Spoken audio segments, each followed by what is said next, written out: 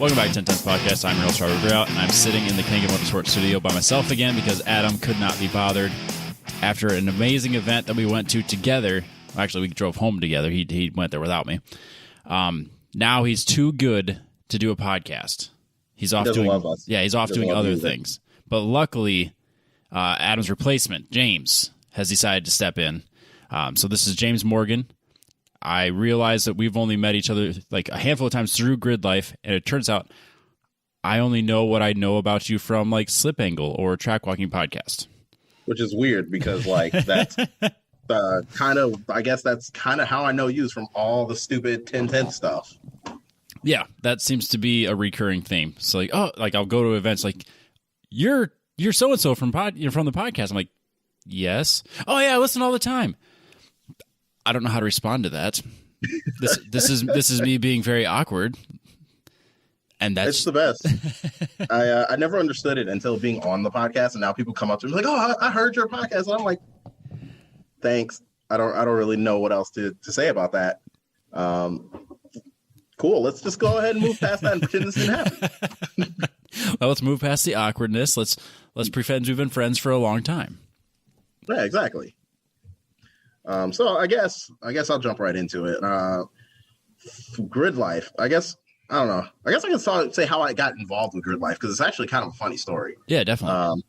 So I've known Adam Jabay for like 11 or 12 years now. I actually met him because I've lived in the same town as him for like my whole life, and I was building cars when I didn't know how to build cars, but I had tons of spare parts because that's what you do, right? Yeah, of course. And a friend of mine texted me and said, "Hey, my buddy Adam needs a part that I think you have."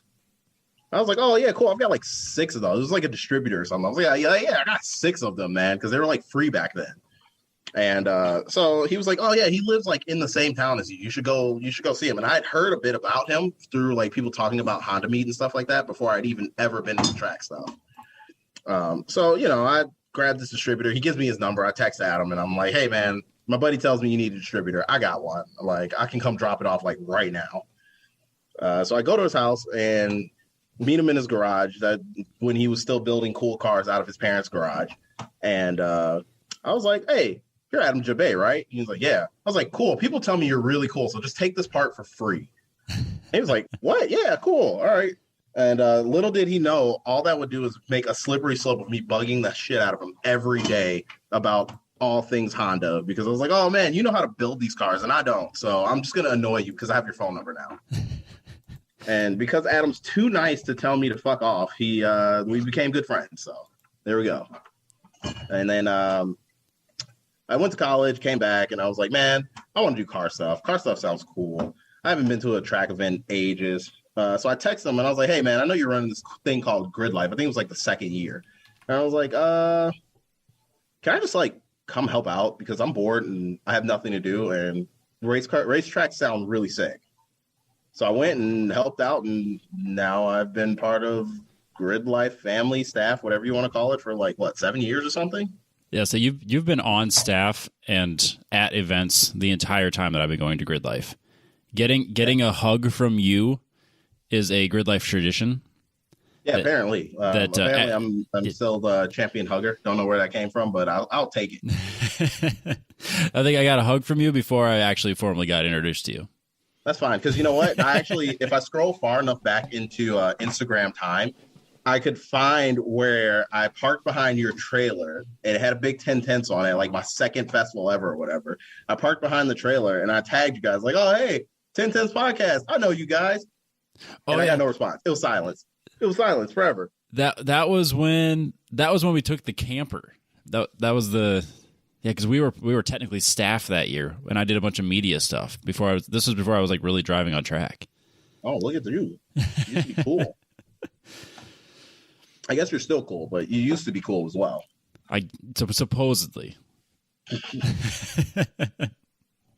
So yeah, now I guess I don't really have like a formal title of what I do in Gridlife. I just kind of like show up and help out in whatever capacity needed. Like this last year, I've been instructing pretty much just like any event I go to, I'll help out and instruct. And yeah, whatever they need, I just kind of do because, racetracks are cool, and the people at Gridlife are really cool, and I couldn't imagine my life without it. So least I can do to give back is just to like do stuff and hopefully keep Adam from having a heart attack or an aneurysm. Yeah, he's kind of the hardest working, most stressed person I know. Like I rent my house from his parents, and his truck is parked in my driveway like every day. And I think I see Adam once outside of the racetrack. I think I only hang out with Adam at racetrack thousands of miles from home. That sounds about right. I'm the same. If it wasn't for the podcast, I'd be the same way with Adam Nielsen, the co-host, obviously. You mean lowercase Adam? Lowercase Adam. Yeah, there you go.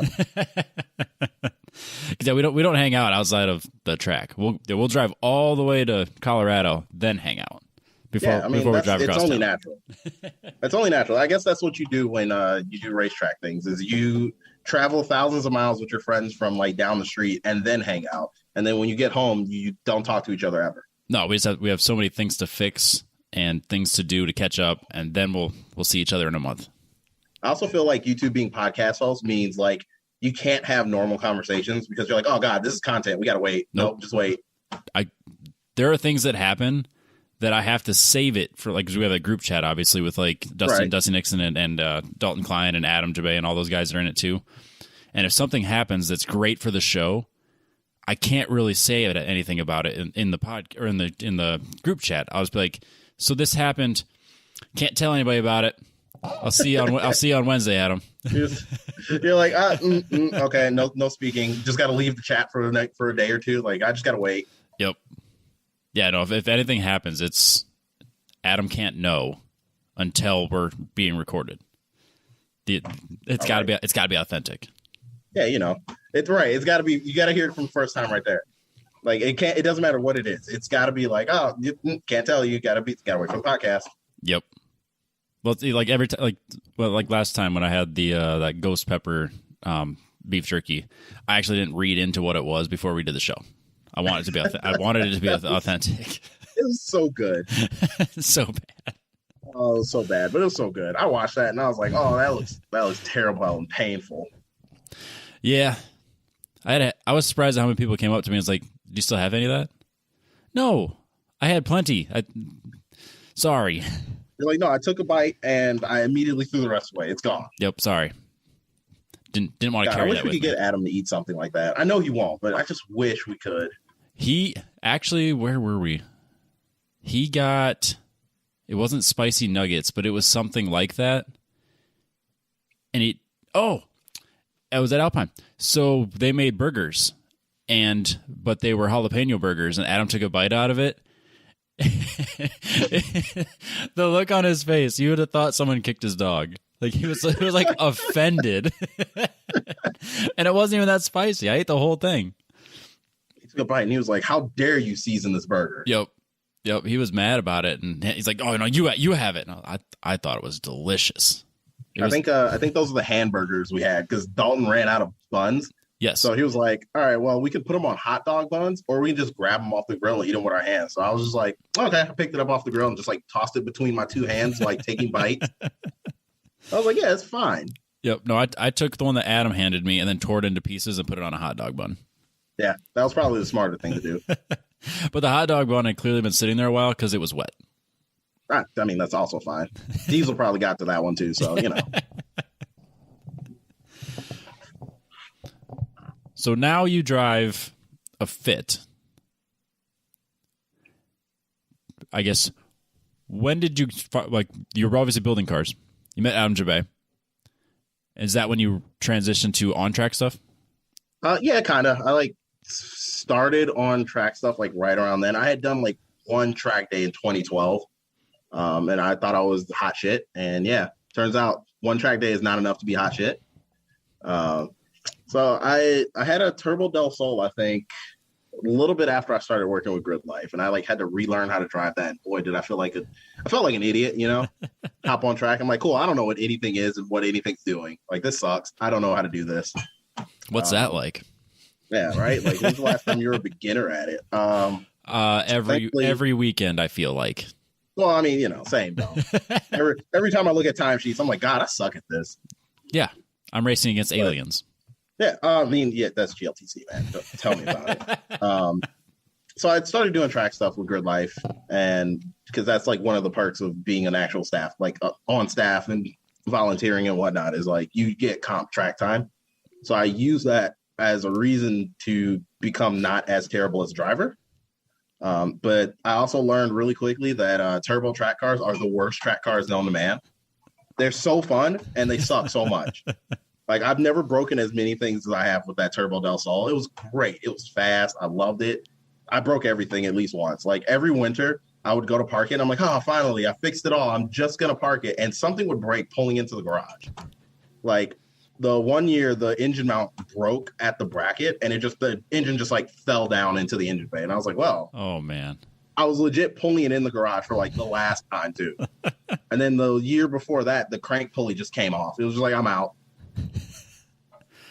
Did it like ruin the engine? No, surprisingly. Wow. I when the crank pulley came off, it like chewed up the crank in the keyway. Yep. So I just put the keyway in with a whole bunch of red Loctite, and then I red Loctited the shit out of the bolt, and then I just like torqued it down with with impact, and I was like, that's never coming off. Like, yep, nope, you stay there forever. That's it. And then I tracked it like that for a year. But it probably did hurt the motor enough because like there was I think 2018 Autobahn. I was coming home. Autobahn is like the track that's nearest to me. It's like 30 minutes away. Yep. So normally I don't tow anything to Autobahn. I'll just drive it from my house because it's like it's 30 minutes, whatever. And got on track, did like 2 sessions. Was like, man, car feels a little weird. Whatever, it's fine. And the event ended, started driving home. I got like within 10 minutes of home, and then all of a sudden, clack, clack, clack, clack, clack, clack. I was like, yep, that's it for that. Pulled over on the side of the road, and I was like, and you're dead. Yeah, that's the worst feeling.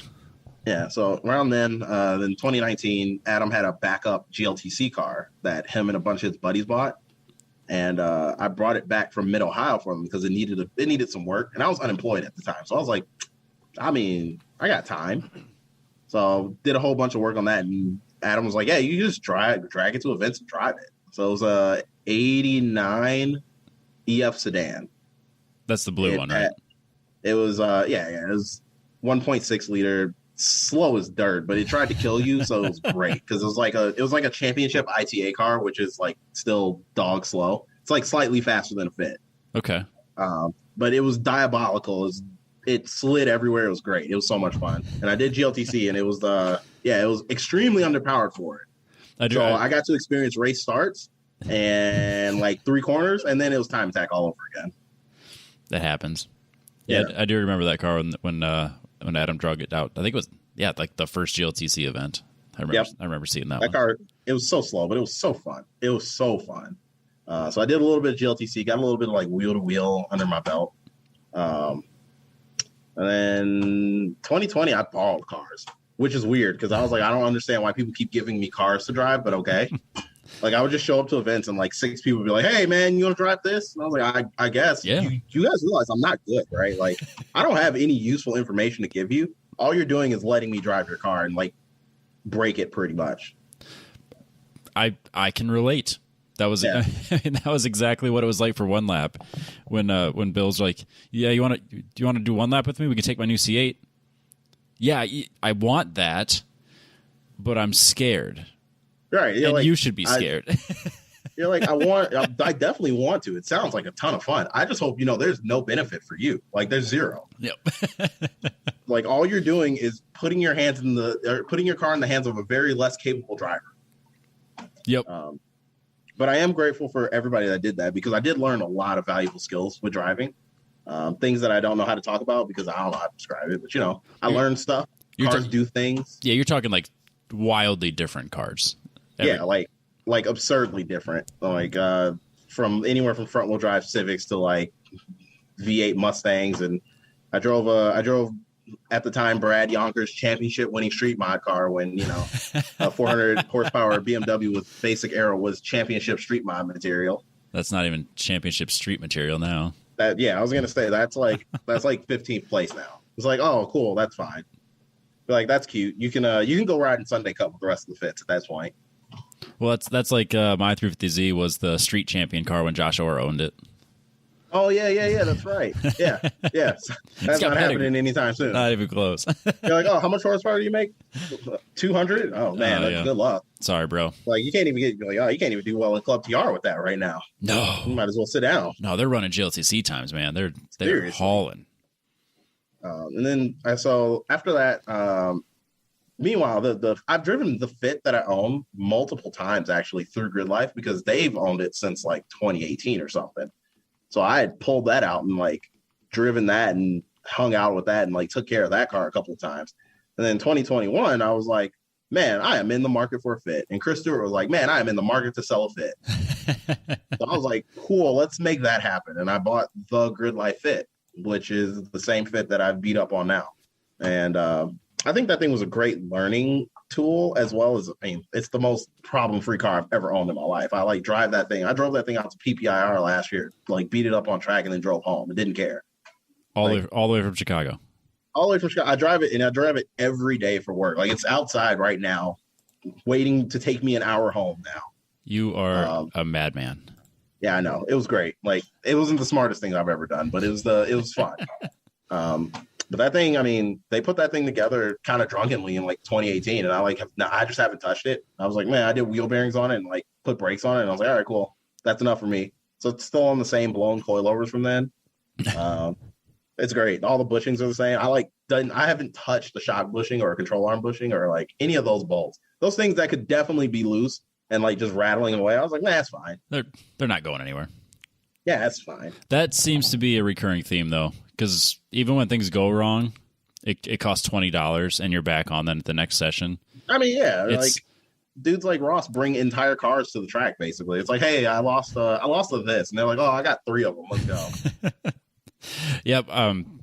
Because in our group chat, Josh Fettis just bought one of these, and we're giving him a hard time. But it's like, but yeah, he doesn't have any problems because I bought the Mini Cooper. I'm like, yeah, I'm going to be different. I bought a Mini Cooper. Yeah. I got to drive it for 4 weeks. Yeah, exactly. And now it's going to cost me more to replace the engine than I paid for the whole damn car. Oh, so it is the engine now? Oh, yeah. Oh, no. Yeah, she gone. She done. Oh, no. Yeah. Which is really, really annoying because you can buy a Mini Cooper for like $2,500 when it needs engine work. But the engine, if you get one from a scrapyard with 100,000 miles, is like $3,700. It's stupid. Oh no. Yeah. Even after the head gasket, oh no. Yeah, I replaced the head gasket, drove it for a month, the coolant gelled, and then since they don't have like a temp gauge in it, it just has an idiot light. Oh. So it's already way too late by the time it goes on, and it's fucked by the time. So wow. So I was hoping it was just the head gasket and that the head needed work, so I pulled the head off, brought it to a machine shop. They decked the head, said no, the head actually looks really good. We took a couple thou out just because to just so we have a flat surface so we know for sure. Put it all back together, and by the time I got done bleeding the coolant, it had already milkshaked the oil. Oh no! So no! It's done. That's it. Oh wow! So you could have bought a Fit. I could have bought a Fit and been way money ahead, and I could still be driving it every day. Gasket, that's for sure. Yep. I'm sorry. So I had to be stubborn, and I had to be different, and I had to get a Mini Cooper, and it bit me in the ass. I know Adam was talking about he's happy that something finally bit you in the ass. Yeah, that one got me. And I'm like, real good. I don't know. I don't really like seeing you suffer, Robbie. Seeing Adam suffer is a little funny, though. I appreciate that a lot. I do. I have noticed that you've picked up a new hobby this year, and it's my favorite pastime. But just annoying Adam, but not like so much that he gets mad, but enough that it's like it's an inconvenience in his life. Yep. So what are some of the things you've done?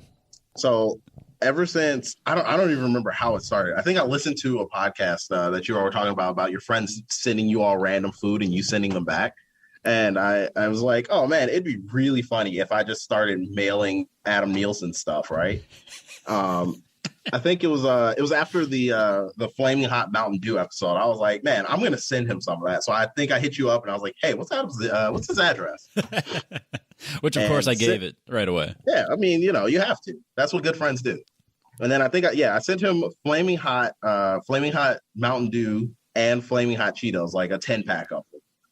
And I sent it without telling him who sent it. I just put it in. I threw it on Amazon, sent it up to him because then I realized like, oh man, you could just like send people stuff off Amazon. Oh yeah, and just send it straight to their house. Like then they don't know, they can't tell. But I screwed up and I accidentally put a gift receipt in there. So I sent it to him, and he was all in the Sunday Cup chat, like, all right, which one of you assholes did this? He's like running around. I'm like, yeah, no, I don't even know what you're talking about. And he found a gift receipt that is from me. So then I decided to make it my life's goal to just send him stuff randomly. Like I've sent that. I've sent the dirt and grass soda. Yep. I sent the sourest soda to him that you also haven't tried. I haven't tried that yet. I sent him passion, like Bob Ross passion, the calming joy of passion. Yep, I remember that. That wasn't bad. I sent him a bunch of stuff. I did send him one nice gift though. I sent him a like 1952 24-hour Le Mans like French poster. It was like a replica that some dude did. Kind of as just like, thanks for being a good sport. Yeah, but, that'd be super cool. Yeah, and then I've like kicked it up a notch now. Now I've been like kidnapping him to go to track events that he doesn't really want to go to and costing him lots of money. Like you guys talked about the Lime Rock story. So for Colorado, I've been like bullying him to go, just for him to find out he doesn't know how to read a calendar, and he like booked his time off for a week later. Which is kind of funny because he was taking what's this weekend now, the weekend after Alpine Horizon. He was taking that weekend off anyways because he's going drag racing with his dad. Right. So this fool doesn't read a calendar, and he's like, "Hey, so I screwed up. I'm not gonna come to Alpine." And I wasn't taking no for an answer. So I just started badgering him with flights. And like, we were talking like in the whole Sunday Cup chat, we were talking about how cheap it would be to get a flight there. He's like, I'm not going to get a flight there. I was like, dude, I will drive to Denver to pick you up from the airport. That's really not that bad of a drive either. No, I mean, it kind of is though. Cause Colorado sucks, man. Denver sucks. Denver sucks. I hate Denver. I thought I hated Chicago. I kind of hate Denver more now. I get it because when we were driving back, I took Waze and it gave me 3 options, and one option went through Denver, one kind of went towards Denver and then split off, and then one took like the way completely around Denver to go home. And I picked the one that completely went around Denver to go home, and then I plugged it into my truck, and it froze, and then popped back up. Automatically went straight to the one that went straight through Denver. So I had to drive. I left PPR and drove straight into Denver and went, motherfucker, dude. I was like, it was too late before I realized it. Yeah, I'm like, we're almost in the desert. There's nobody around. Why is there traffic for an hour? Like, what? Yeah, I thought Chicago was bad, but at least Chicago, you're like, oh, hey, I'm almost near downtown. There's millions of people here, all trying to crash into each other. I was like, there's nobody here. Why is there traffic everywhere? Yeah. So, but yeah, I bullied him into coming to PPIR, and then I was gonna bully him to being on the live stream just for this dude to lose his voice. I was like, man, what an effort to get out of getting on the live stream here. Yeah, just after we crowned you your title back. People are so excited to have him back, and like, I know I want him to be on the live stream because he always does such a good job at it. But as soon as he showed up on Friday night, I could just tell, yeah, he's sick. It's like, I was like, I can't believe this. It's like me at PPI or PRI with the flu. Yeah, he probably should have took him.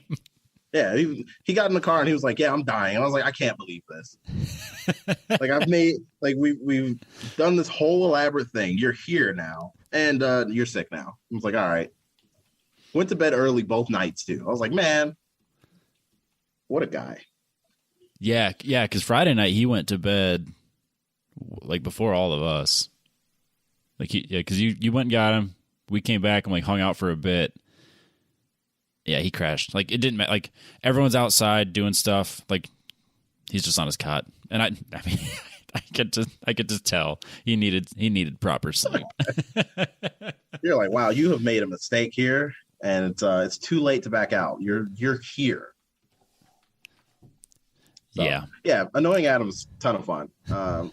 And now that they've been posting in the group the eBay codes, all he's done is given me more ammunition. So I was like, well, you kind of need to be safe. So I sent him, he posted an eBay code. So I took the code and I sent him a pair of pedal covers for his Odyssey. Has it showed now up he yet? has some cool hot boy blue pedal covers for the Odyssey that he'll probably come home to since he's drag racing right now. Okay. And I mean, Katie is a saint because I send so many stupid gifts to the house.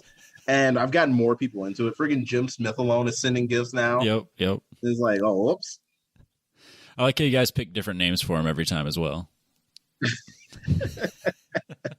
Dude, it's great. I think the last one I sent was Dodge Omni Man. Yep. Oh, it's so fun. I shouldn't be allowed to have money. I kind of wish you had more money. Like a lot dude, more if money.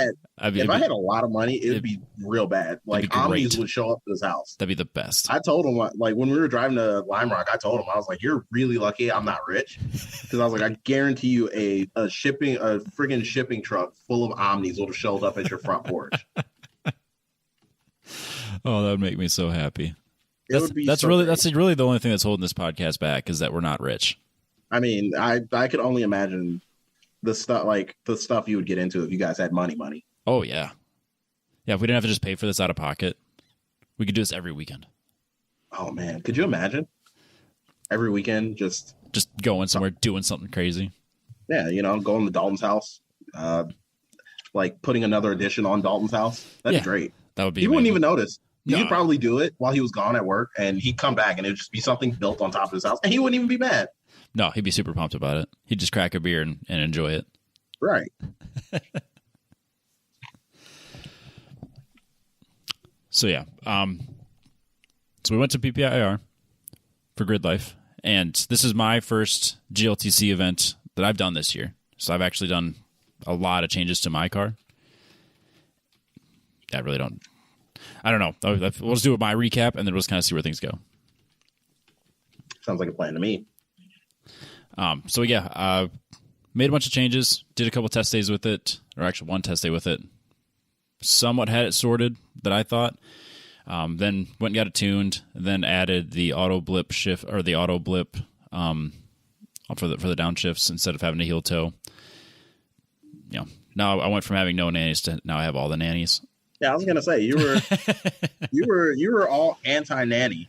You were like, oh man, screw ABS and screw everything else. Now you're like, man, ABS and auto blip downshifts and stuff. Yep. No, I was very focused on that when I first got into this. I didn't want to have any sort of like nannies or anything to lean on. I wanted to develop as a driver as long as I could, and to the point where I didn't focus on getting the best tires. I didn't focus on upgrading the car to that point, like with ABS and all that stuff, until I was ready to like properly compete. And it took me years to finally get to that point where I was like, okay, I'm buying brand new tires. I'm finally ready to focus on making this car as fast as possible instead of focusing on forcing myself to learn the skills. So that's like I actively made myself learn to heel and toe. I made myself same with the NPO1. When we went to NOLA, I refused to use my right foot to brake. I had to learn. I had to learn how to left foot brake because it's going to be faster once I learn how to do it. So I mean, who does that though? You're supposed to just throw money at stuff and blame the car when you don't do well.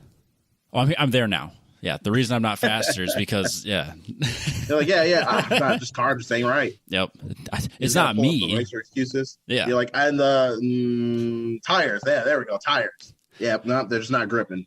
I had the RE71 RSs. I don't get to say that. Oh no, I had the cheater tires. Man, those things are going to that's get a whole discussion that could be. But let's listen to your GLTC weekend first. Yeah. So I had new tires showed up. ABS was working. Auto blip was working. Went to load the car up and had like a really weird error. It was like I had a dead pedal. Like my throttle didn't work at all. I was like, oh, that's odd.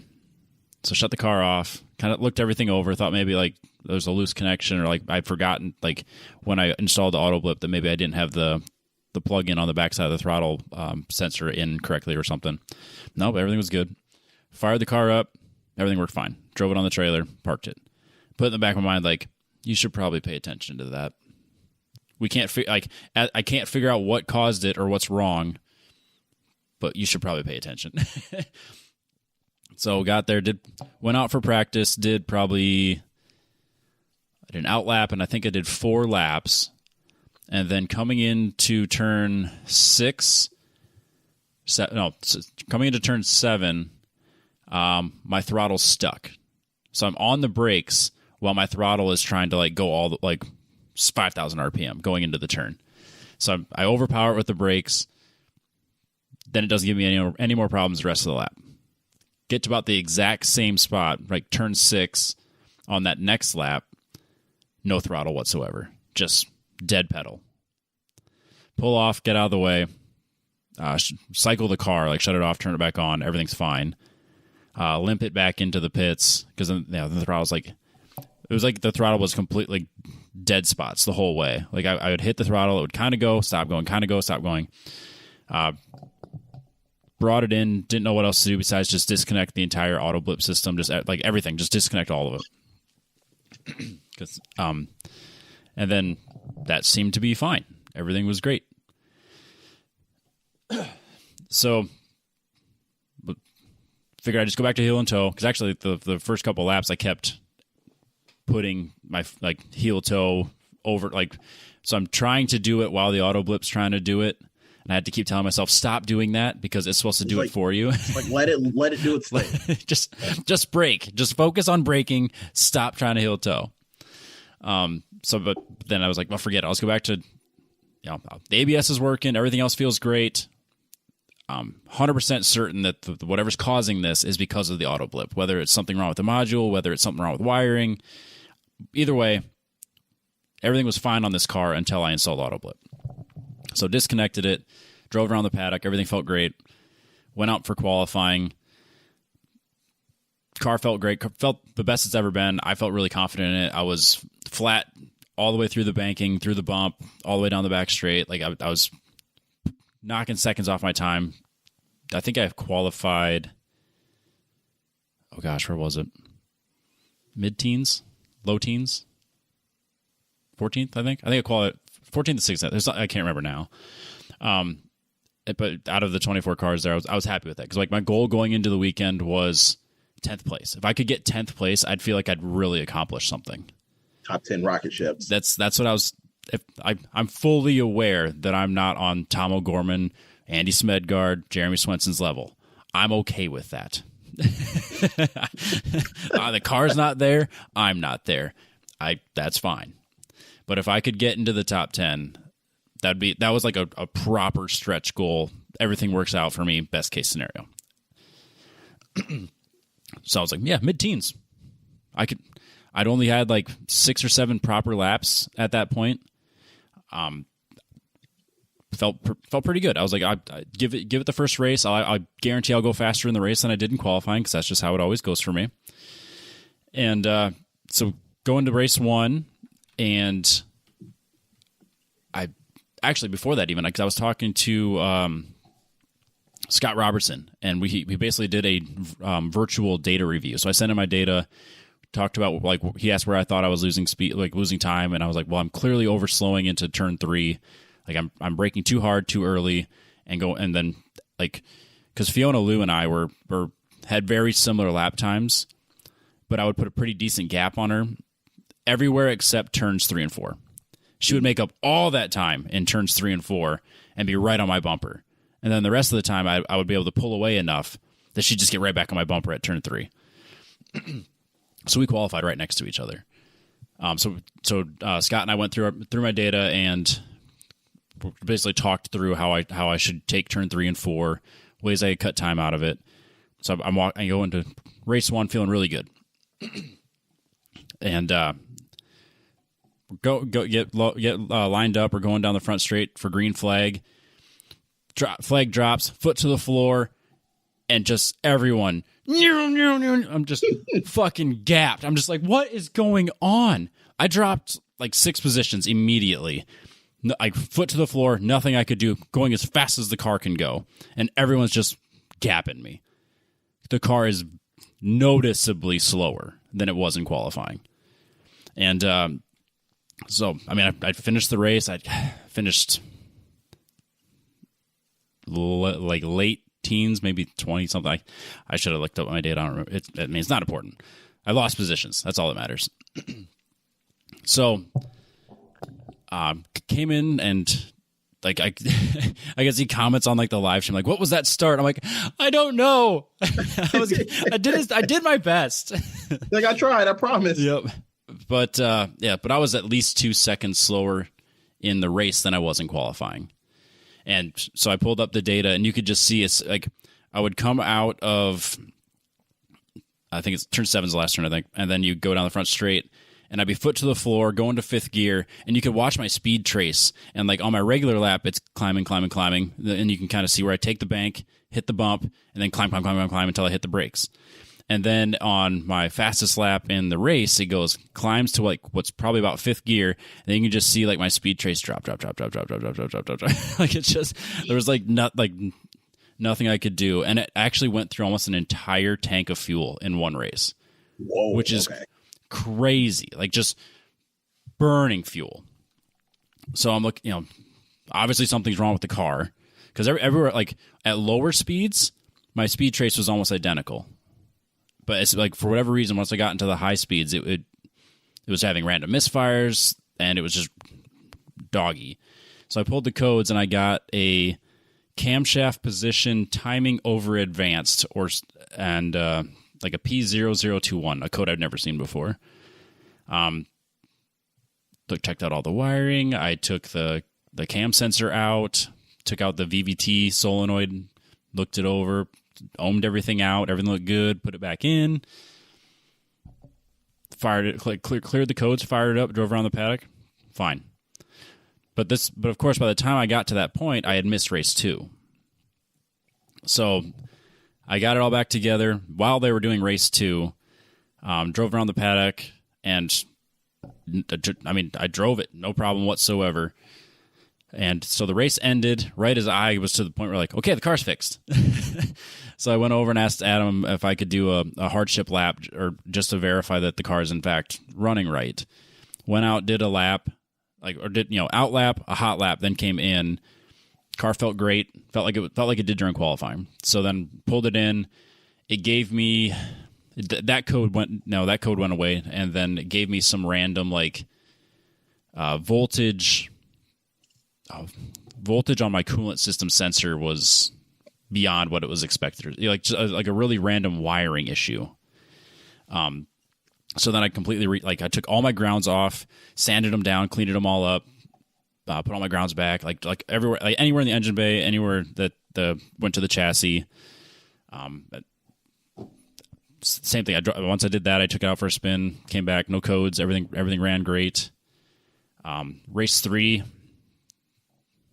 went really so that was for Friday, and then on Saturday, basically we had nothing to do all day because it was a top 10 shootout at 11, and then the race 3 was at 2:30. So the worst part about Saturday was sitting around waiting to actually get to race, because I'm staring at the car, please don't do anything bad. Yeah, I've gone through it 3 times already. I'm convinced there's nothing wrong. But I know as soon as the race starts, I'm going to find something wrong, even though I've spent hours and hours just going over this car, verifying to myself that nothing is wrong.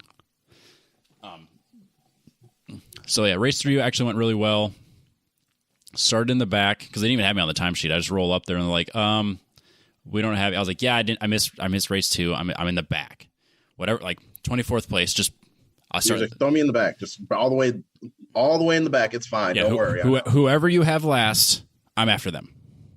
That's where I'm at. It's fine. So yeah, I started at 24th, and I moved up to 17th, I think. Yes, 17th, because that's where I started race 4.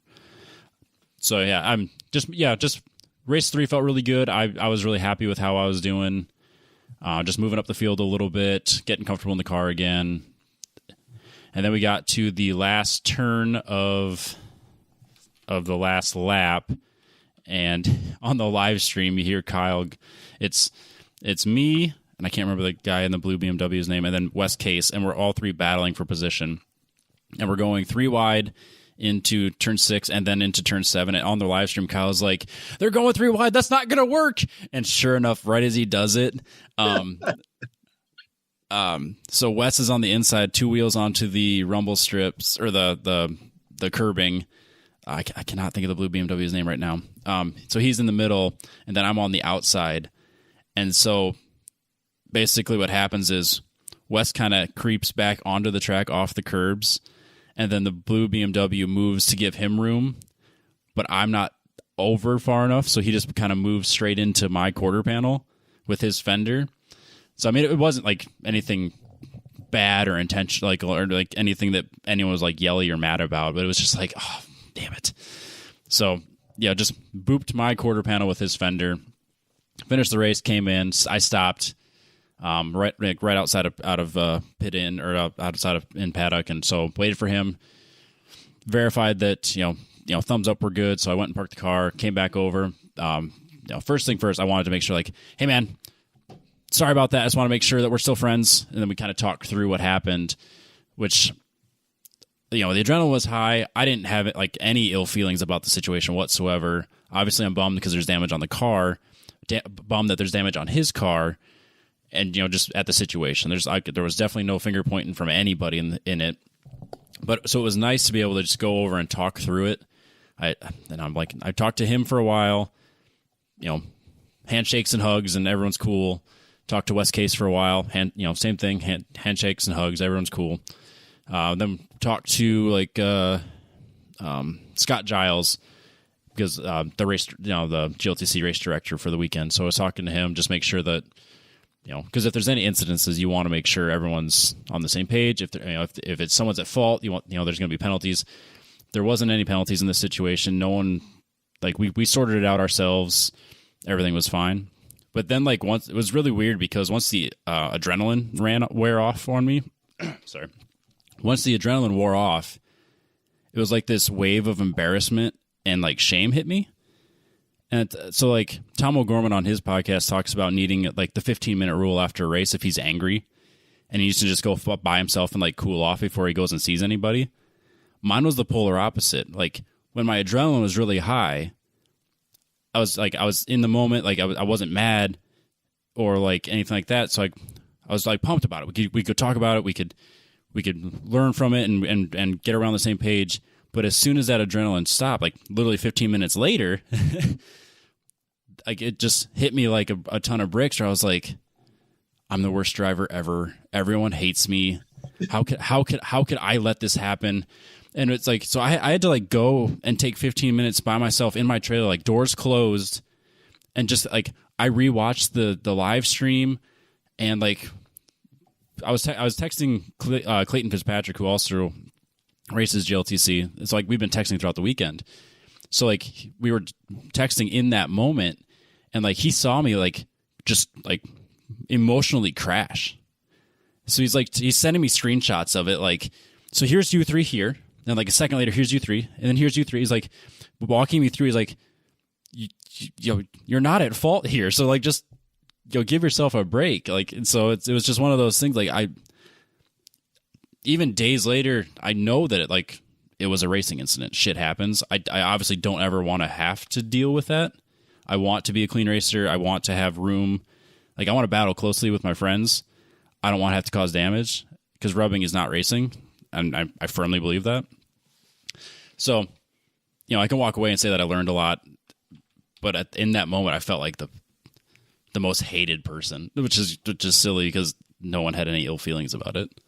Right. I mean, I bet you Scott Robertson could tell you why you feel like that in eloquent terms. Yeah, I needed my track therapist, and luckily, you should have called him and be like, Scott, I'm sad. Why? Actually, I probably would have had he not been busy in the afternoon, because we had been doing data review and stuff earlier in the day, so I had been talking to him quite a bit. But for whatever reason, Clayton filled in on that for me. It was just nah, dude, relax, give yourself a break. So was that your first racing incident ever? Yeah, and it definitely hit me in a weird way. So I mean, I guess it's probably a good thing that if I have a situation like that and I do feel bad about it, that I'm not like some asshole that's going to go out there and drive like an asshole. You know, I want to have fun with my friends. I don't want to be an aggressive jerk. So yeah, I was going to say I think that's a good reaction to have. Maybe not the whole self-depreciating. Yeah, because it was very self-loathing. Yeah, like I'm suck and I'm the stupidest person on the planet. But I think it should racing incidents like that, even when it's like almost completely out of control, I think they should elicit feelings like that because, like you said, that I feel like that'll keep you from being the jaded asshole who's just like, yeah, I bumped into 6 people, but it's fine. Yeah, I came in 4th. Yeah, no, it was not fine. And I felt better being the one that came away with the worst damage of it, which again, I got to replace the door, which apparently my good friend James in Chicago is going to get me a door. Oh yeah, that's right. That guy. So like the door is going to get replaced, which I think the damage looked even worse because I had literally just gutted everything out of that door. So it was basically just a skin. So when the tire came up and hit the door, it just kind of crinkled everything. So that looked worse than it was. The side skirt's got some tire rubbing on it, and then the quarter has some damage that got dented in. So like that'll take proper body work to get cleaned up because it kind of like bent where the door sill or the door meets the frame, like the body. That seam is what's dented in. So that's going to take the most work to get straight again. But all in all, like it's not a big deal. And then the blue BMW had like some dents and some dings on his passenger side fender, and that appeared to be all the damage he had. So, well, that's good. Race 4 was a better race, wasn't it? Race 4 was great. So we line up and it starts raining, and as we're gridded up. So sitting there, wipers on. I just had an incident, so let's just have a clean race. My goal is a very clean race. I'll get driving in the wet experience with decent. In my mind, at the time, I'm like, these should be decent wet tires. People have said they're good, so this will be a good learning experience for me to be in the wet. Car feels good. I feel pretty good in the track, and now that I just had this incident, I'm going to drive below or drive within my limits. So we go out, and I'm starting sixth. I think I started in 16th place, and then in the start dropped to 17th, and then proceeded to the more wet it got, the more confidence I got because a lot of the guys that weren't on the 71 RSs were slipping and sliding a lot more than I was. H2O wets. I was not on. Okay, yes, they are. It was like it actually showed just how I was absolutely driving as fast as the car was capable of going around the bank because being flat, that's how fast it could go. I was not that much slower in the wet just because those tires had that much grip. So I was lapping at like a minute 8 something was kind of my best lap time, and the minute 10s were pretty common for a lot of people. So like I started in 17th, and I actually worked my way up all the way to 11th place. And I had a lap and a half to go, maybe 2 laps to go, and I catch up to Jackson Jensen. And he's having trouble. Like he's been quite a bit faster than me all weekend. Like just he's in a better car. He's driving better. Like he's clearly faster. But in the rain and with my tires and him being on, I want to say he was on Kumho's, but you could just see he didn't have the grip that I did. So I was actually lapping my best lap to his best lap 2 seconds a lap faster. So like by the time I caught up to him, I think if we had one more lap, I probably could have got him because we were going around his car is much faster in a straight line than mine, just the way it's set up. So like we'll go down the front straight and he'll put a decent gap on me. But then you could see he kind of would lose a little bit of confidence going into the bank, and that's where I felt really confident. So that's where I would bridge that gap and be right up on him going into the back straight. So then he'd kind of pull ahead of me, and then it would have been up to me to kind of make that move to outbrake him into 3, which of course is like my struggling point. but he did a really good job of putting his car in a position that I would either have to be, I'd take the outside line, which of course I'm not going to pass him on, or I'd take the inside line, but if I did it, I'd kind of have to be a dick about it. So he like put his car in just the right spot, both laps in a row, just like, I don't want to say blocking because that implies like a negative connotation, because it wasn't like it was proper racecraft. Like he put himself in the right spot to make it challenging for me. So like going into 3, I didn't have the confidence in myself to like dive inside and outbrake him. I think if I would have had a little bit more confidence in myself, I probably could have made that move. And then same with going around turn 4. He didn't have the grip I did. I just couldn't make that move stick. So I think if I had another lap, I probably could have got him and could have got my P10. But yeah, I didn't, especially with the incident being fresh in my mind. I'm like, I'm not about to boop another car. Yeah. So I mean, 11th place is nothing to scoff at in the field of GLTC, dude. That, man. I'm still a week later on cloud 9 about it. I went back and rewatched that race. I had friends text me when I got back, like, man, it was so cool watching you like move up the field, and you're like, yeah, I know, I'm a rock star. Yeah, obviously. It's all good. I do this. It was just like it was the coolest feeling. Like, and then as soon as the race was over, I went and found Jackson. I was like, oh, he couldn't just let me by. But like, I complimented him on his racecraft and like just the way, he did a very good job of keeping me behind him.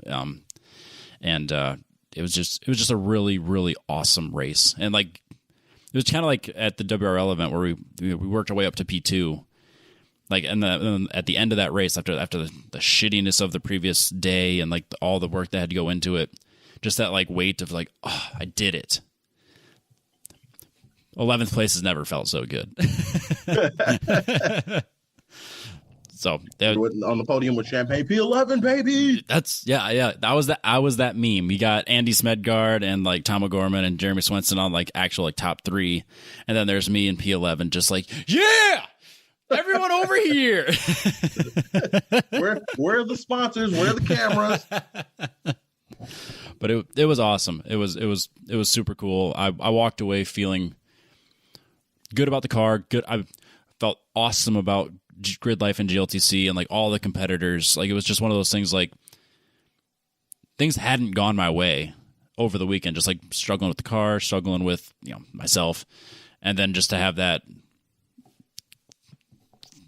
awesome finish in my opinion of that finish, and then being able to, now I have stuff to fix, of course, and then just being excited to go to Heartland Park.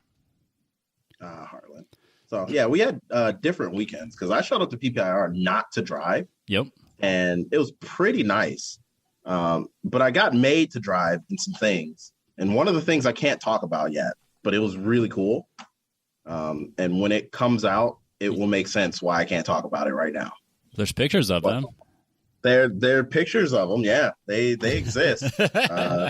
Some things with fits happened that involved some things in Gridlife, and it was really, really, really cool. Yep. No, I'm really excited. Jabez, hasn't sold details at all, but he just kind of told us vaguely about what it is.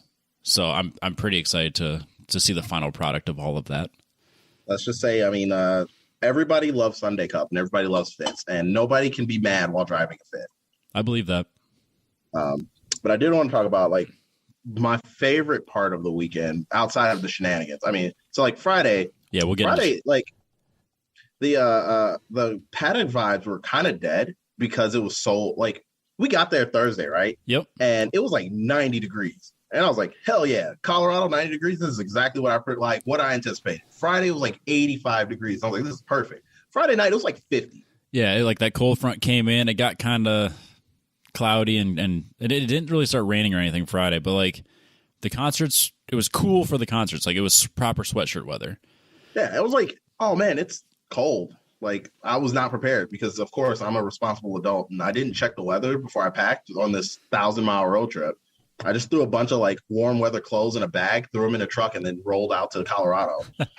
So Friday, I was roaming around paddock because I was like, man, we got to do some stuff. Like stuff has to happen here. And I was like, well, everybody's kind of like relaxing and stuff because, of course, it's cold and nobody wants to be standing outside in the cold.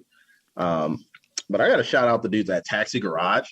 So like they were renting their crazy carts all day. Yep. And at night, they just opened it up to Gridlife staff to come hang out, like staff and drifters and stuff like that. But they also opened it up and progressively got drunker with us. So the first night, Friday night, I mean, it was like till 2 a.m. We were just out there hot lapping carts until we killed them all. So I saw a lot of people over there. I never actually did it myself. Like those dudes, man, shout out to those dudes because, dude, they did not have to open up their garage and let us just party on carts. So yeah, we were like just hot lapping carts and turning laps and drinking and slamming them into each other and things. It was great. Saturday during the night, we went back over to Taxi Garage. We were like, yeah, man, Taxi Garage is where it's at. And by the time I got there, it was like 1 a.m. or whatever. They were properly hammered. Like everybody in there was properly hammered. So they were coming up with ideas. Like when I showed up, they were doing 1v1 races where you had to slam a beer and then run a lap around the track and then hop in the cart and go. like Mario Kart drinking and driving back in the day. Yeah, right. So they do that. And then everything that like every time they finish a round of what they're doing, they just come up with like another idea. So they're like, oh, what if we run these laps, 5 laps, but like you have to Le Mans style start it, and then you have to take a drink mid lap. You don't win. The creator just gives you a bottle of whiskey, and you have to stop your cart and take a shot.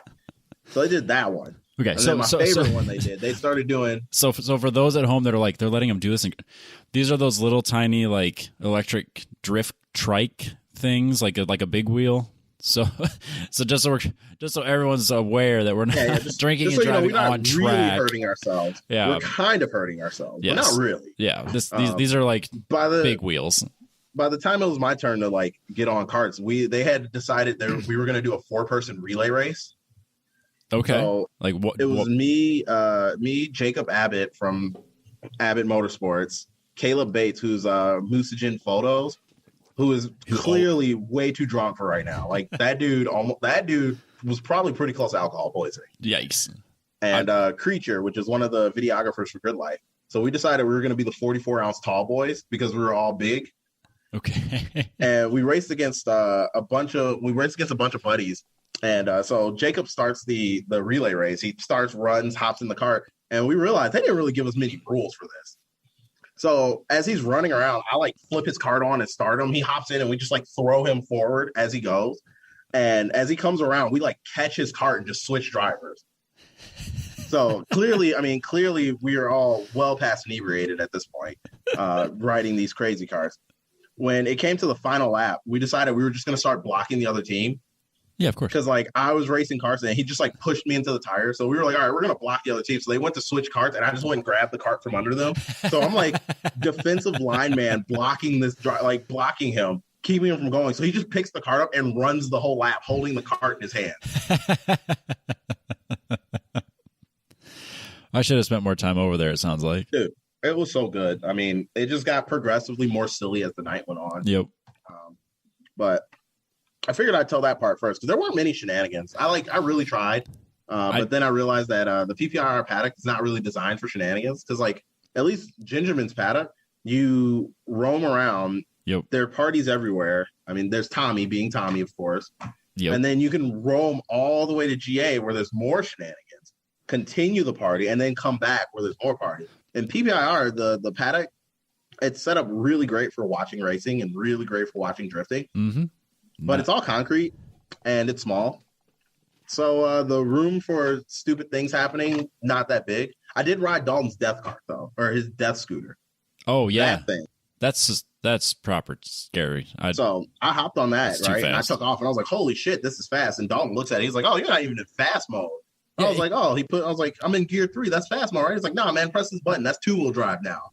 Yeah, it goes like 40 miles an hour. You should be wearing a helmet on that thing. It can go like 28 miles an hour carrying 2 people. Yeah, that's insane. Like my coworker and his girlfriend came and she saw me ride in the cart. She was like, I was like, Dad, this thing, or the scooter. I was like, yeah, this thing is like dangerously fast. She was like, how fast is it with 2 people? I was like, I don't know. Let's go find out. And yeah, you can do in 2-wheel drive mode, you can do like 28 miles an hour with 2 people on it. And let me tell you, it ain't comfortable. That's scary. Yeah, I was like, I sobered up real quick after that. I was like, yep. Mm-hmm.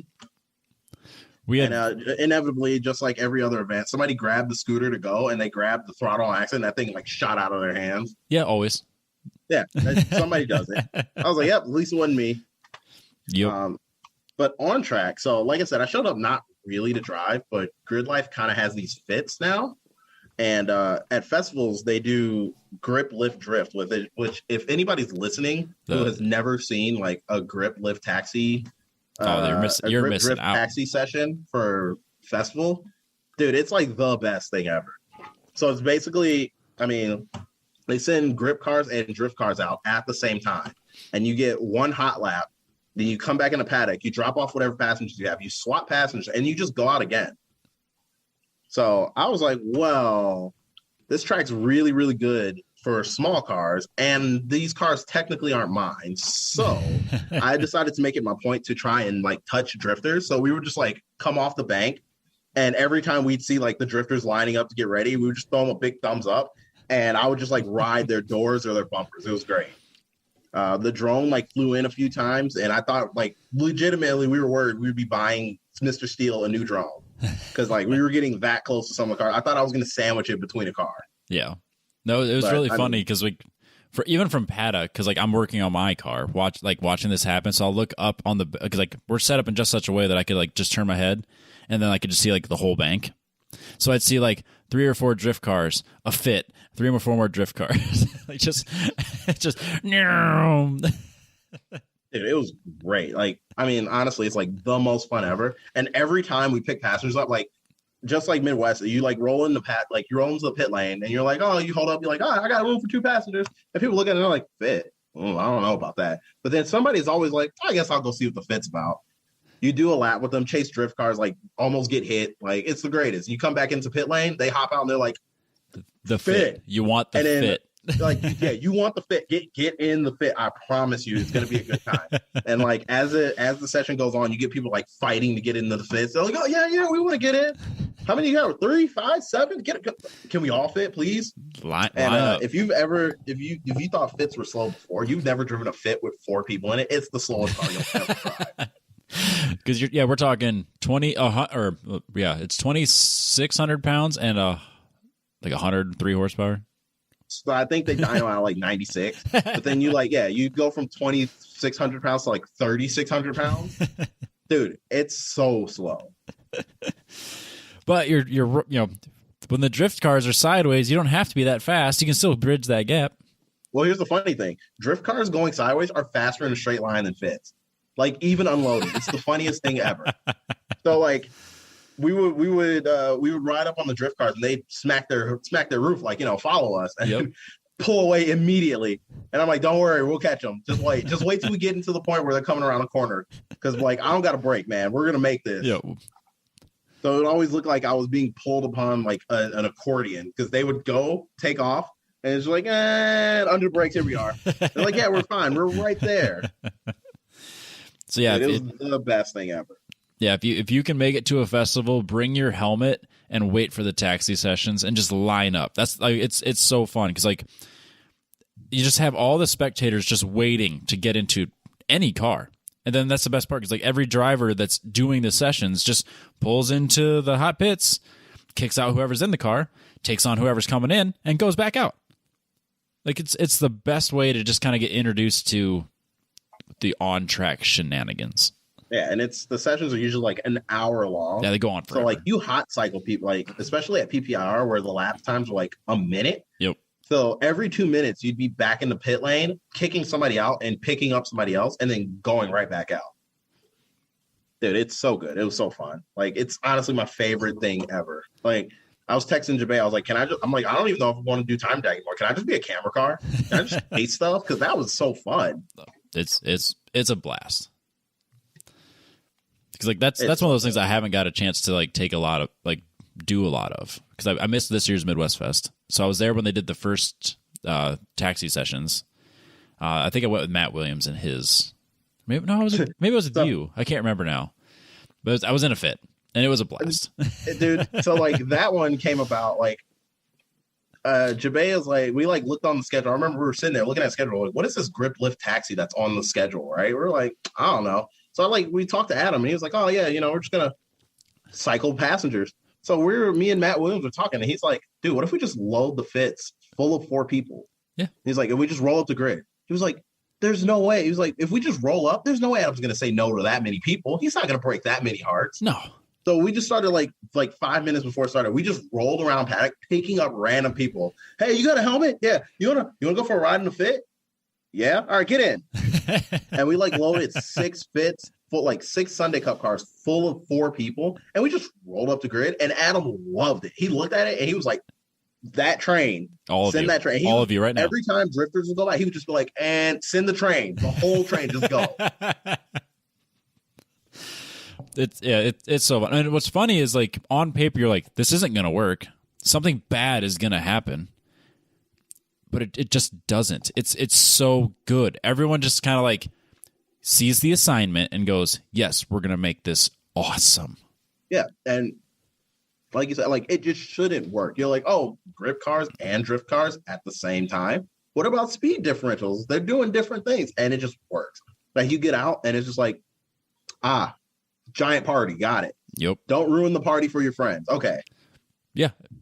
Everyone just kind of gets the vibe and goes, we'll just all play nice and make it fun. It's so good. Yep. And like I have decided because of that and that alone, no matter what race car I have, like no matter what I build in the future, it will have passenger seats. Because as long as they do the grip drift taxi sessions, I will always have passenger seats in vehicles. Yeah, I get that. My Z is really not set up for that, but I totally get that. Well, see, like I'm building because I'm dumb and I can't leave well enough alone. What's that? I'm building a turbo 96 manual swapped Odyssey van, and I was pulling everything out to like clean it all up. And I was like, oh, I have 7 seats in this thing. And I was like, yeah. I was like thinking like, oh, I'll pull them out. Maybe I'll just leave 2 seats because I like have kids and like we'll go on cruises occasionally. Yeah. But I was like, man, if I leave all 7 seats in here, we can take 7 people out during grip session, like the taxi sessions. So that's like the only reason that I really want to build that van now. It's like I just want to take seven people to go chase drift cars. I love it. So, it's so good. Next year, Midwest Fest. I want that. Yeah.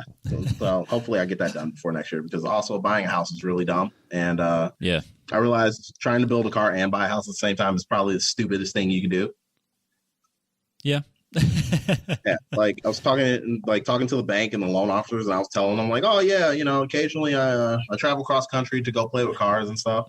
I remember my loan officer, I was telling her about it. She's like, that sounds expensive. She's like, if you can not do that for a little while, it would really, really help. And I'm like, yeah. No, I get back to work on Monday, and then it's like I get back at 11 o'clock at night on Sunday night, go into work at 6. So then people are asking like how the weekend was, and I'm dog tired. But for whatever reason, like my track hangover this time wasn't that bad. I think it's just because I'm excited about how great everything went, but then it immediately parlays right back into Heartland Park here in a couple weeks. So I just have like a list of things I want to get done. So it's just like I went from being like super pumped about the weekend to like, all right, I need to get going on getting things ready. So I didn't have that like, oh no, the weekend's over sadness. Probably because I had enough sadness in the trailer after my incident. Yeah. I would say you had all your sadness before you left the track. I just like put it all into like 15 minutes. I'm like, this right here. This is all of it. This is all my gloom. All right, I'm done. Yeah, but it's funny because like people ask me about the weekend and they're like, so you spent a shitload of money getting the car ready, drove all the way to Colorado, spent more money, spent a bunch of time fixing the car while you were there, and then raced, which of course cost money, and then you drove all the way back and spent the entire day Sunday driving just so you could be here back on Monday. So what happens when you win these things? This little wooden trophy. Like, hey, yeah, I got a thing that happens. I mean, I don't get the trophies, but some people get the trophies, and they're made out of wood, and they're nice. Right. So, like, what happens when you win those? You're like, oh well, I don't win. I don't win them, but people do. Some people do. I got 11th. My favorite is when I tell people and I'm talking to people about it after these weekends. They're like, oh wow, you go race cars? Like, yeah, we travel across the country and race. People like, what do you race? Honda Fit. Like, okay, how fast does it go? I'm like, not very. Not fast. Like, no, but it's fun. It's real fun. And then you just see the like the look on their face, it goes from "Wow, you're the coolest person ever" to "What a dork." Like, did you just say you race Honda Fit? Like, I can outwalk your Honda Fit. Like, I mean, it's true, but you know. Well, it's the thing. Like even the GLTC, because like the horsepower is like relatively low. So like when you talk about lap times and someone that doesn't race, like that means nothing to them. So what do you got? Oh, I got a 200 horsepower 350Z. They're like cool. Doesn't that come with like 270 from the fact? Is it broken? Like maybe. Yeah, it's always in a constant state of broken, but like that's racing. My favorite are like the V8s that race GLTC because they also make like 200 horsepower, but the gearing is so long and it takes so long to get through dyno sessions. Watching people go like, oh, whoa, that thing's revving till like 30,000 RPM. The moon. Like, dude, and they idle so choppy and angry. And they were like, what did the vet put down? 208. They're like, what? It's like, yeah, hilarious. Like, so what's the highest horsepower car here? I don't know, probably James Houghton with like 250. Yeah. They're like, holy, that's it? Yeah. Like, yeah, that's fast. That's real fast. That's a fast car. My other favorite too is people who like don't track. Like, yeah, you tell them horsepower and they're like, that doesn't sound like a lot. And I'm like, trust me, like 200 horsepower like around a circuit is way different than just 200 horsepower. Yeah. 200 horsepower like on a circuit's, that's fine. You're like, holy crap, this car is fast. I mean, I've had conversations with people that kind of want to get into this, and they're because I'm the time trials director here in Des Moines for the local SCCA region. So like people will come to me and like kind of like, you know, how do I make that step from like we'll just say autocross or HPDE to do time attack, and so like a lot of these people they've never done any track experience. So it's kind of like you're walking through it, and like my first thing I tell them is, don't chase horsepower. Your first car should not be a 500 horsepower Mustang. A Honda Civic is plenty. A Toyota Celica is plenty. It's just probably go. Honestly a little too much when you start. Yes. But, you know? Yeah, 100-something horsepower, more than enough. Don't go like I had a 325 wheel horsepower LS Swap 240SX on 215s at the Iowa Speedway for my first HPDE. Not a good car. In fact, a downright dangerous car. You're running only marginally larger tires than I run on my 94 horsepower Fit. Yes. Looking back, I can't believe I survived. Like, what? How stupid am I? 215s. Yeah, but they were 200 treadwears. I mean, I had that go for them. Like I instruct for a track day that one of my coworkers actually runs, where it's on Mondays at Gingerman, like one Monday a month, and it's usually just affluent people who have money who can go to the racetrack on a Monday. Yeah, and like dumb idiots like me who are like, oh, if I instruct, I can drive for free. And it's like my favorite event to go, like open eyes, because I'm like the youngest instructor, and I also usually bring the rattiest car or the Fit, and like going up there where it's like Porsche, Corvette, Porsche, like, oh, your student's in a Maserati, your student's in a GT3, and I'm like, that's cool. Hey, you want to go for a ride in a 170 horsepower Civic? I bet you I can pull your face off. One of my favorite stories, actually. So one of my buddies has a 170 horsepower 89 Civic sedan or Civic hatchback, and it's like my favorite car to drive. It's just quick ratio gearbox with a freaking metal plate LSD, and it's so good. And I take that occasionally. And I remember I had a student whose dad was doing the intermediate at the same track day with a GT350R or whatever, a GT350. And I remember I was like, hey, man, you want to, like, I was telling my student, like, hey, man, you want to go for a quick ride? So, like, I built him into the car. We, like, roll in the grid. And the GT350 pulls up behind him. He's like, oh, hey, that's my dad. And I was like, oh, cool. You want to see him not catch us? And I proceeded to just, like, fly around Gingerman with this poor GT350 trying its hardest to catch up. And it's like, yeah, I mean, you know, like no shade against him, but it's just like, I mean, when you like take time and really practice, like these are the cars that are more than enough. Like you do not need 350, 400, 500 horsepower. Like 100, like, dude, I'm in a 170 horsepower, like 2,200 pound car, and we are outrunning things that we have no business outrunning. Right. Absolutely. I mean, it's why the Miata should be one of the more popular places to start. It's why people use the Miata in every driver's meeting. Like, hey, you see the Miata in your mirrors? He wants a point. Just let him by. You have to lift. He'll disappear in 2 corners. We promise. Yep. Yeah. No. Starting with a high horsepower heavy car like that, You get really fast in the straights. Yeah. And like that's it. Like I drove a C6 Z06 and I was like, why? Why is this car so fast? I was like, there's no reason I remember sitting in and driving it around the Autobahn and going like, there's no reason anybody should own this. Like, why can't people just go out and buy this car? It's so fast. Like when the C8 came out, the horsepower numbers were like, I mean, they're high. They're like in the 400s, but you're like, oh, we were expecting like 500 something. Like, like we wanted horsepower. That is great on track at 400 whatever horsepower. Yeah, I was like, it's plenty. It's way faster than most people will ever use in their entire lives. Without a doubt. They're like, oh man, it's got 600 horsepower, and I'm like, that's really cool for like bragging rights. That's kind of it, really. Yeah, I mean, you're like you drive anything over like 250 horsepower on track, and you're like, wow, this is trying to murder me. That is all this car is doing. It is trying to kill me. Yes, it is dangerous at every speed above this now. Oh man, but back to PPIR. Yes, I mean the paddock vibes were chill, which isn't a bad thing, but it was just like, yeah. Like you come off of the Midwest Festival and you're like, oh man, Colorado Festival, and you're like shenanigans, and it's just a different vibe, and it was really fun, really cool. But just as tradition, the only interesting things that happened to me happened on the way to or from the track. So we left it, like we towed the dyno to the track. It was me, Carson, his buddy Jimmy, and we pulled the dyno with his truck to the track. And as we were packing up ready to leave, we were like, oh, thank God we're driving an empty truck back. This is going to be so easy and so smooth. And we're cruising, we're driving home. We're like an hour into the drive. Everybody's asleep. And then like Carson's phone just starts vibrating. And I looked at it because I'm like, well, I'm driving. Like, I'll just silence it really quick. I was like, oh no, it's Adam Gervais. So I was like, oh, let me answer that. He's like, hey, buddy. I was like, hey, what's up, man? He's like, so where are you guys?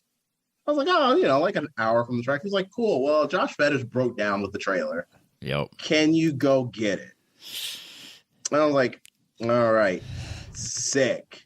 punch in his destination. Josh was like an hour ahead of us. So I was like, well, that worked out.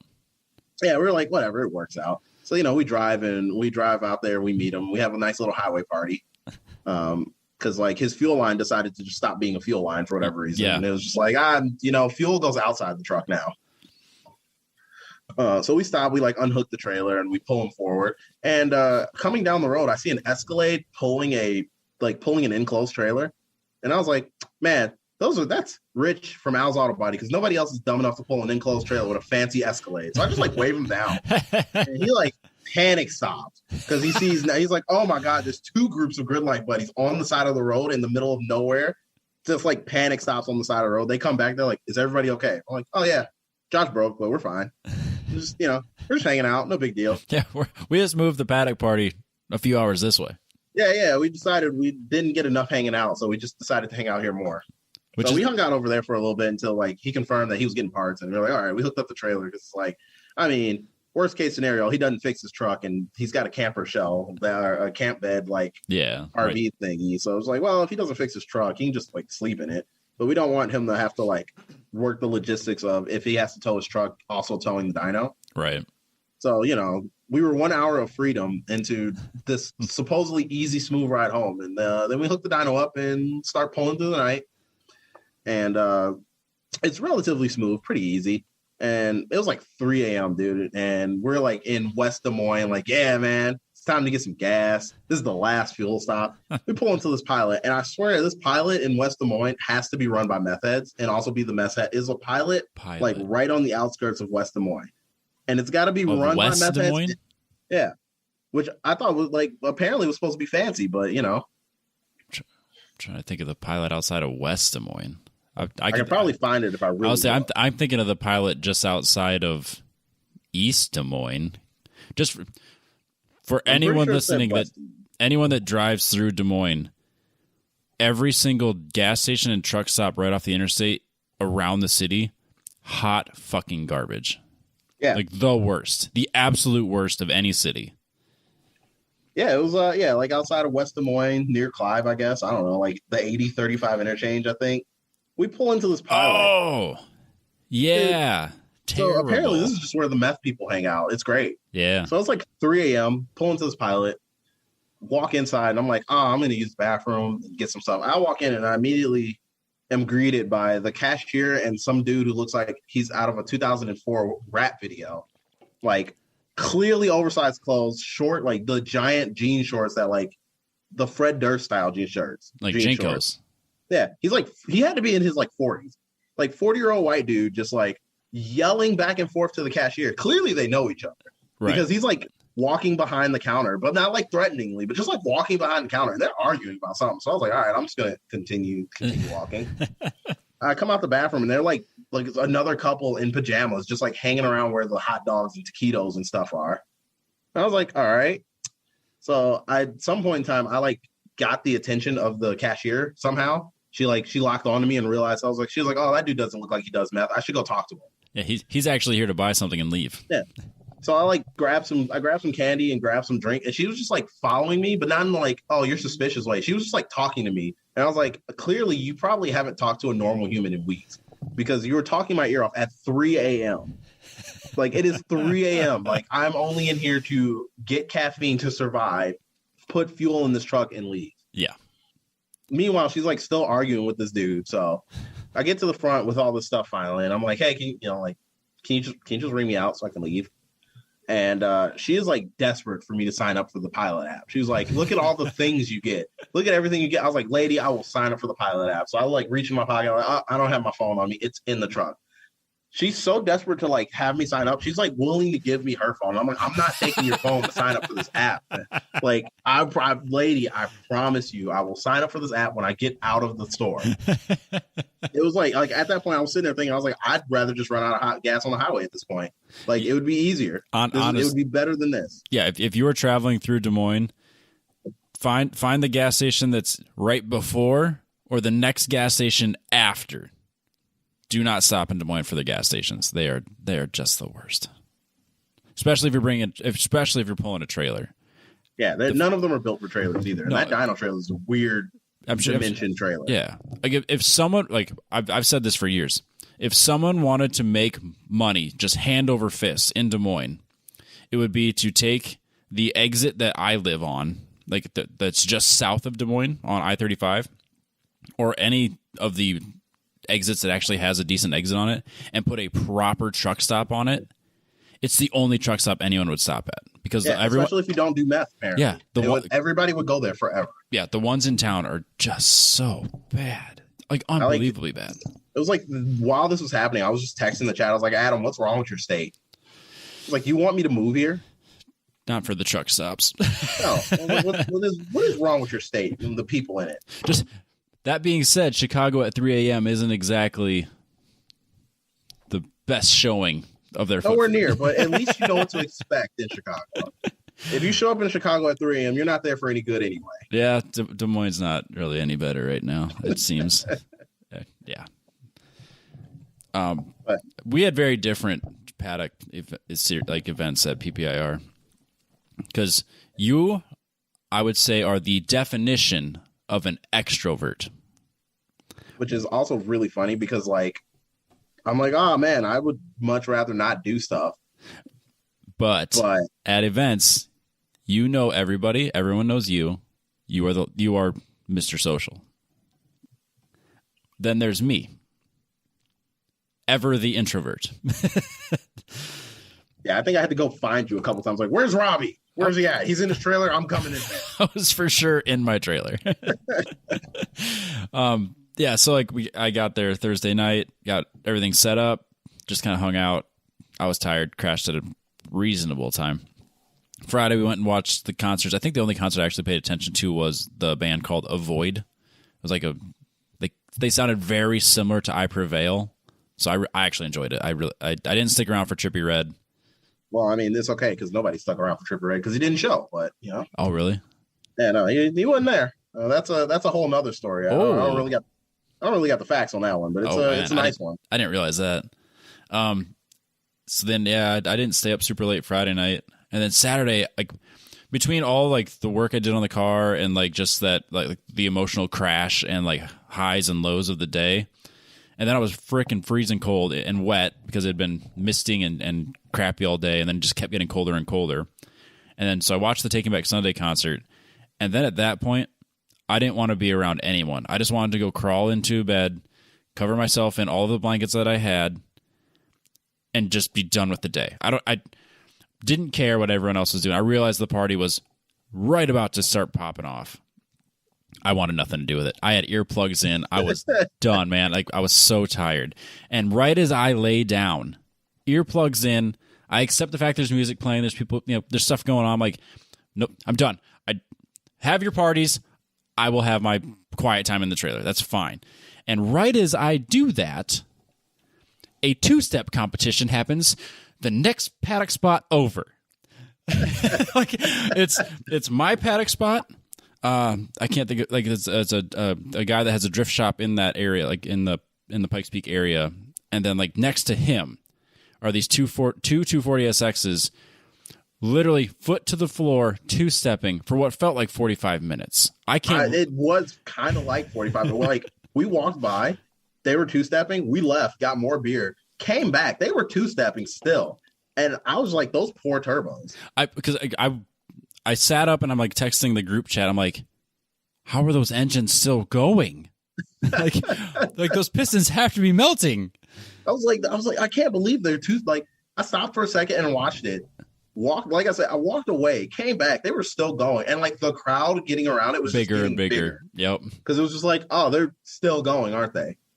And that's when I knew I was old, because I was like, all I could think of was like, oh, that poor turbo. What are you doing? Those seals. What's going on? Same thing. I was like, those poor engines and my poor ears. I was so tired. I didn't care. I mean, they were proper two steps too. Like, oh yeah, like flames out the back. It sounded like gunshots and fireworks. We were like, what is exploding over there? Oh, okay.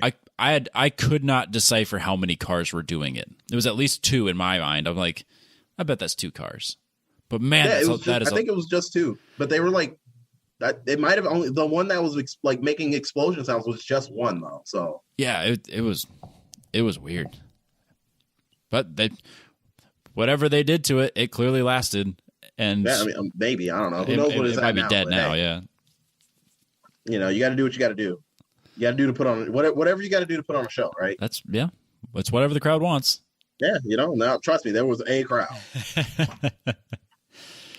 Yeah, no, I was very much not the life of the party on Saturday. I was so cold and tired, I didn't care. But it was really weird because, like, I think I went to bed, like 11-ish, maybe 12-ish. And then I think that was when the rain stopped and, like, I won't call it heat wave, but, like, the cold air just kind of left. Because when I woke up, like I normally do at, like, 5 o'clock every morning. So I woke up and went to the bathroom and came back. I'm like, it is so much nicer at 5 a.m. than it was at midnight. Because at midnight I was so cold. Yeah, at midnight it was freezing and raining. It rained all Saturday. We were like in a cloud. It was the craziest thing ever. Because like popping up the radar, it's like, oh, there's nothing here. Yep. It's supposed to be sunny, no rain. I'm like, clearly somebody's wrong here. Yeah, because it is raining forever. Yeah, I had not prepared for rain. I expected mild temperatures, a little cool in the evening, no rain. No, like none of the radars I looked at before the weekend said anything about rain. No, rain all damn day. It's fine. Yeah, I mean, really good event. I was really happy with it. Every year I drive this stupid drive to go to this silly event, and every year I come back and I'm as tired and as broke as I'll ever be. That's why I'm like still sitting in the shop right now. I was like, hey, I got to get some overtime because a week without a paycheck, it's a little rough. Yeah. How long is the drive is that for you? From my house to Colorado was 15 hours and 45 minutes. Yikes. Yeah, I think mine's drive time's like 11 hours, I think. Maybe a little less. I would kill for 11 hours. But if driving across the plains of Colorado and Nebraska, it feels longer though. They meld into one. Yeah, it just goes on forever. I still recommend if anybody can make that event, do it. It's such a different feel from Midwest. It's like its own vibe. Like it's so good. It's one of those things. Like I've always been like Rovals, but for whatever reason, I always like enjoy that. I know like no one in GLTC liked the bump, and there was a lot of complaints about that. Like just the danger factor of racing wheel to wheel over the bump and in turn one. But for whatever reason, I enjoy racing at that track. It's interesting because like on paper you look at it, you're like, yeah, it's a roval. It's an oval with an autocross in the middle. Yeah. But like it races well. It does better than it should. yeah. It shouldn't be as fun as it is, but it is. Yep. No, it's because I raced Iowa Speedway or time attacked Iowa Speedway and then St. Louis as well. And St. Louis is just Iowa Speedway is almost a copy paste of PPIR with a more aggressive bank, and then St. Louis, Worldwide Technology Race, whatever the hell they call it now, is just a longer stretched out version of PPIR because it's always the same like general track layout. For whatever reason, now it makes me want to go back and actually do Worldwide Technology Raceway because I feel like I'd be way better now that I've done enough rovals. I have confidence in my driving. Not your NASCAR champion, pro driver here. There you go.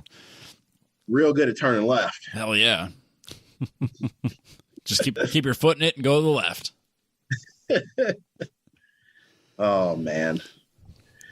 All right, I need to go home. Yeah, it's an hour drive for me, and it's late. Yes, and we did a lot longer show than I thought we would. So I do appreciate you coming on and sharing your weekend, and I look forward to seeing you at Topeka when you have my 350Z door.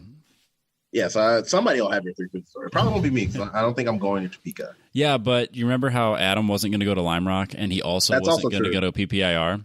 Yeah, and I made him do both. And I may or may not be in his ear, reminding him that you made him go to 2 events that he wasn't going to go to, and now is good. And now that you are not going to go to an event that he's going to, so I'm just going to block him and block him on everything, and until after the event. Like, oh man, I never saw your message. Oh, sorry, bro. All right, Robbie. All right, James. I appreciate it. Thanks for having me on. Love you too, man. I will see you soon. Again, another huge thanks to James for coming on the show and helping me talk about PPIR and how awesome an event it was. It was always great to see James. And if you are at a Gridlife event and you see James, just walk up to him, give him a hug, because that's what everybody else does. So, but I want to remind everyone before we sign off that to head over to the revmatchracing.org website. So they are doing a Midwest track tour here at the end of the month of October. So on Friday, October 21 through Sunday, October 23, they are doing 3 tracks in 3 days. It is a cool event. Think of it almost like a mini One Lap of America. So you're just doing 3 tracks in 3 days. So they start at South Haven, Michigan on Friday. They go to so obviously Gingerman, and then they go to Autobahn on Saturday and then run the track, and they're doing like time attack sessions, HPD sessions, stuff like that. So it's basically just a fun buddy hang. So I keep interrupting myself. So starting at Gingerman on Friday, drive to Autobahn on Saturday, do events on Saturday at Autobahn, and then Sunday is at Blackhawk Farms. So it's 3 fun tracks with a bunch of cool guys and gals. So we are kind of partnering with them. So if you want to get 5% off, use the code 10tenths. We want to support these guys. It's going to be a super fun event. So if you can make it, definitely go, and I want to hear all about it. So Midwest Track Tour, the link is in the description. And then also, as always, I want to thank Factory Fabrication, factoryfabrication.com. So if you need to get any sort of custom fabrication work, whether it's railings, stairs, custom furniture, anything like that, Booney's the guy. So head over to Factory Fabrication. If you have some wild idea of something made out of wood or metal, Booney can make it happen. I've seen some wild stuff that people have requested, and they've made it work. So if you are looking to really improve your home, Booney's the man. Also, don't forget to head over to Factor Fab Racing on Instagram and Facebook. So keep up with what we're doing. We're planning to be at Sebring here at the end of October. So we got some final prep stuff for that on the NPO1. So Factor Fab Racing on the social medias. Also, Petrobox, mypetrobox.com. Use the code TTP15 to get 15% off your first box or anything that's always available in the store. So like mechanics gloves and shirts, stuff like that. Basically, it's like a present to yourself. You get a automotive enthusiast box showing up at your door once a month. So, and it's always something different. So generally, it's car care products, tools, automotive focused shirts, stuff like mechanics gloves, stuff that you actually use. So having a shelf full of car care products that is like super high quality stuff. I cleaned my truck with the some of the wax that came with it. It's never looked better. So if you want to have that box showing up at your house once a month, mypetrobox.com, use the code TTP15. And then, as always, this has been a good part of the show. So apextrackcoach.com, the Apex Pro. So the funny thing was that I let James borrow my Apex Pros for the Lime Rock event.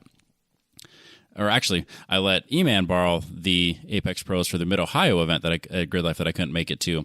So then he got them to Adam. Adam brought them to James, and then James used them at Lime Rock. And then I had to rely on James to bring them for me to use at PPIR.